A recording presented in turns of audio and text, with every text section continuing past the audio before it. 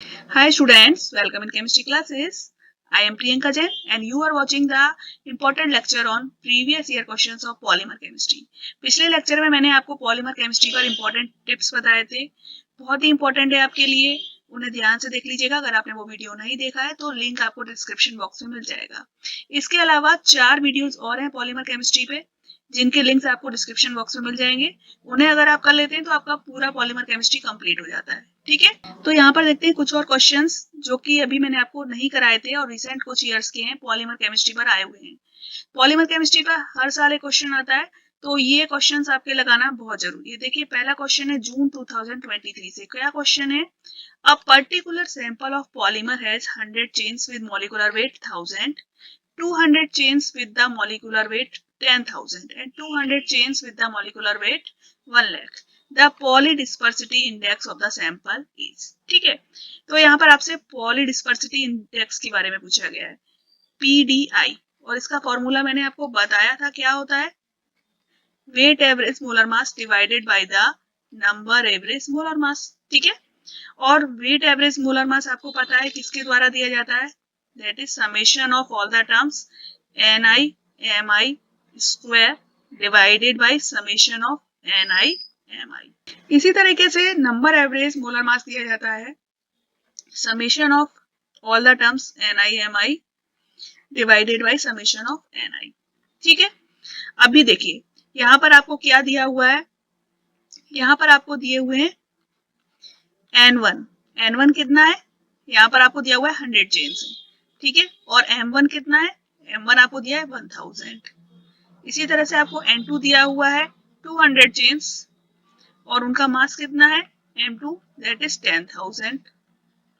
Okay, इसी तरह से N3 आपको दिया हुआ है 200 चेन्स जिनका molar mass M3 is equal to 1 lakh. तो अब देखिए आपको क्या करना है, पहले निकालना है weight average molar mass, that will be equal to summation of 100 into 1000 का स्क्वायर प्लस 200 into 10,000 का स्क्वायर प्लस 200 into 1 लाख का स्क्वायर। ठीक है, divided by 100 into 1000 plus 200 into 10,000 plus 200 into 1 lakh. ठीक है, इसको आप निकाल लीजिएगा, कैलकुलेट कर लीजिएगा। अब इसी तरह से आप mn भी निकाल सकते हैं। ठीक है, mn निकालने के लिए आपको क्या करना होगा, 100 into 1000 plus 200 into 10,000 plus 200 into 1 lakh divided by 100 plus 200 plus 200। ठीक है, तो ये भी आप कैलकुलेट कर लीजिएगा। ओके, दोनों को कैलकुलेट करने के बाद आपको पॉलीडिस्पर्सिटी इंडेक्स निकालना है, तो उसके लिए आपको क्या करना होगा, MW को MN से डिवाइड करना है। तो इसका जो आंसर है वो आपका आएगा 2.068। ठीक है, मैं यहाँ कैलकुलेट नहीं कर रही हूँ, आप कैलकुलेट करिएगा, आंसर यही आएगा। ठीक है, तो ये बहुत ही सिंपल क्वेश्चन था, इस तरीके से करना था। नेक्स्ट क्वेश्चन देखते हैं। ये देखिए नेक्स्ट क्वेश्चन है आपका सितंबर 2022 से। क्या क्वेश्चन है, in the process of polyesterification the average length of polymer formed by the step wise process grows linearly with time। ठीक है, काइनेटिक्स से रिलेटेड है, यहाँ पर आपको दिया है स्टेप वाइज कंडेंसेशन हो रहा है। ठीक है, द फ्रैक्शन कंडेंस्ड यानी कि एक्सटेंट ऑफ रिएक्शन और degree of polymerization at time t 1 hour of polymer formed with Kr 1.8 into 10 to power minus 2 decimeter cube mole inverse 1 second inverse 1 and initial monomer concentration 3 into 10 to power minus 2 moles per decimeter cube are respectively। तो एक तो आपको fraction बताना है condensed हुआ यानी extent of reaction, और दूसरा आपको बताना है डिग्री ऑफ पॉलीमराइजेशन। आपको यहाँ पर गिवन क्या है, देखिए एक तो आपको के की वैल्यू दी हुई है, के आपको दिया हुआ है 1.8 into 10 to power minus 2 decimetre cube mole inverse 1 second inverse 1। ठीक है, दूसरा आपको दिया हुआ है कंसंट्रेशन ए नोट, इनिशियल कंसंट्रेशन आपको दी हुई है, that is 3 into 10 to power minus 2 मोल पर डेसीमीटर क्यूब। ठीक है, और टाइम आपको दिया हुआ है 1 आवर है, जिसको आप चेंज करेंगे तो क्या आएगा 3600 सेकेंड। ठीक है, अब आपकी सारी यूनिट सेम है, अब आप आंसर निकाल सकते हैं। तो पहली चीज आपको क्या पता होना चाहिए, के टी ए नॉट, ये वैल्यू हम पहले कैलकुलेट कर लेते हैं। ठीक है, तो ये कितनी आती है 1.8 इंटू 10⁻⁻2 इंटू 3600 इंटू 3 इंटू 10⁻⁻2, तो ये वैल्यू आपकी आती है 1.94। ठीक है, अब आपका फॉर्मूला क्या था फ्रैक्शन का फॉर्मूला था के T A not divided by 1 plus के टी ए नॉट। ठीक है, तो इस फॉर्मूले में आप वैल्यू रख दीजिए 1.94 डिवाइडेड बाई 1 प्लस 1.94, तो ये वैल्यू आपकी आती है ऑलमोस्ट इक्वल आएगी 0.66 के। ठीक है, ये देखिए ऑप्शन नंबर ए में 0.66 दिया है, तो ये आंसर होगा। अभी आपको एक चीज और निकालनी थी, that is degree of polymerization. इसका फॉर्मूला मैंने आपको बताया हुआ था, क्या था 1 प्लस के T A not.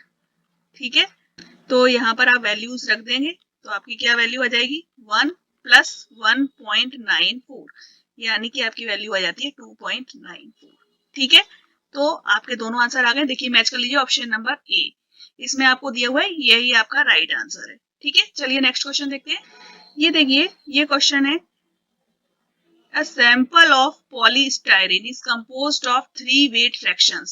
3 weight fraction आपको दिए हैं 0.20, 0.50 and 0.30। The molecular weight of these fractions are 10,000, 40,000, 60,000 respectively। The weight average molar mass of the sample is।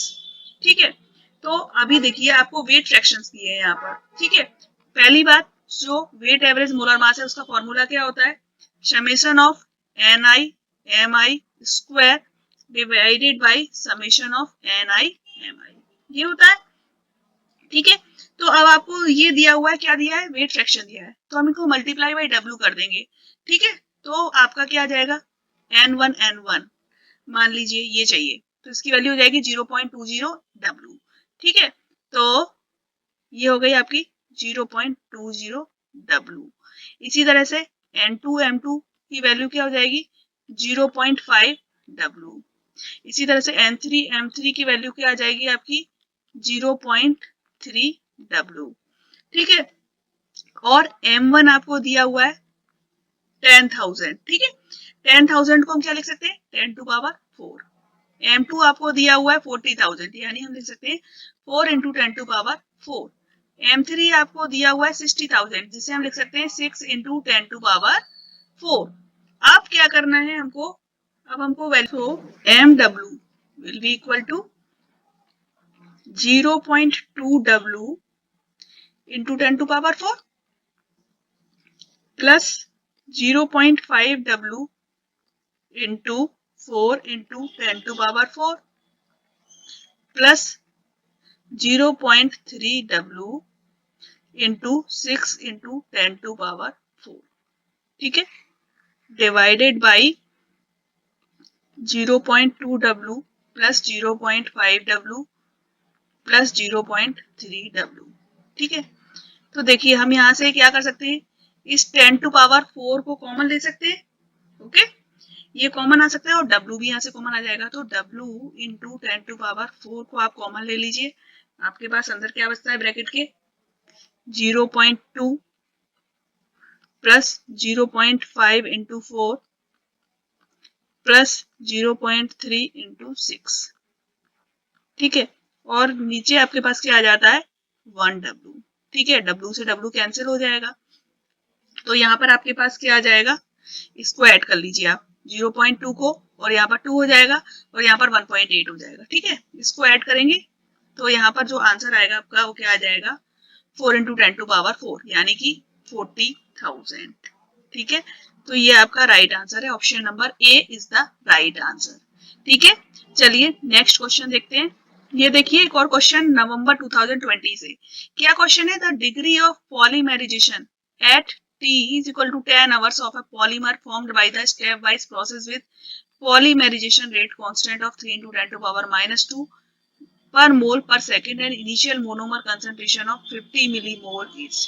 ठीक है, यहाँ पर आपसे डिग्री ऑफ पॉलीमेराइजेशन पूछी गई है। ठीक है, पी आपको दिया है 10 आवर यानी कि 36,000 और आपको क्या दिया हुआ है, यहाँ पर रेट कांस्टेंट दिया हुआ है के, that is 3 into 10 to power -2 mole inverse 1 second inverse 1। ठीक है, और ए नॉट यानी कि कंसंट्रेशन आपको दी हुई है, दैट इज 50 मिलीमोल।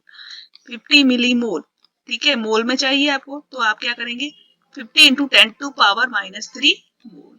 ठीक है, फॉर्मूला आपको पता है, मैंने आपको बताया था अभी, क्या था 1 प्लस ए नॉट के टी।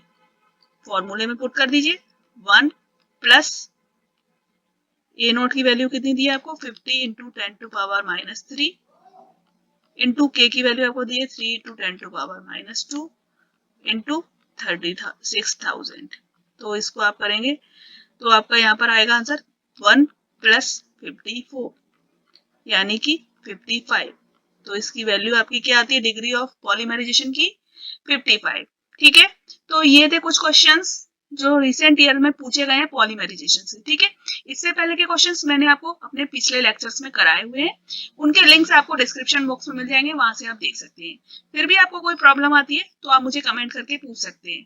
ठीक है, तो पॉलीमर केमिस्ट्री के हर क्वेश्चन को लगाना है क्योंकि हर साल एक क्वेश्चन पूछा जा रहा है और सेम फॉर्मूले से पूछे जा रहे हैं, इसलिए आई थिंक आपको कोई प्रॉब्लम नहीं होनी चाहिए। ठीक है, तो वीडियो पसंद आ रहा हो तो लाइक शेयर और सब्सक्राइब करिए। Thank you.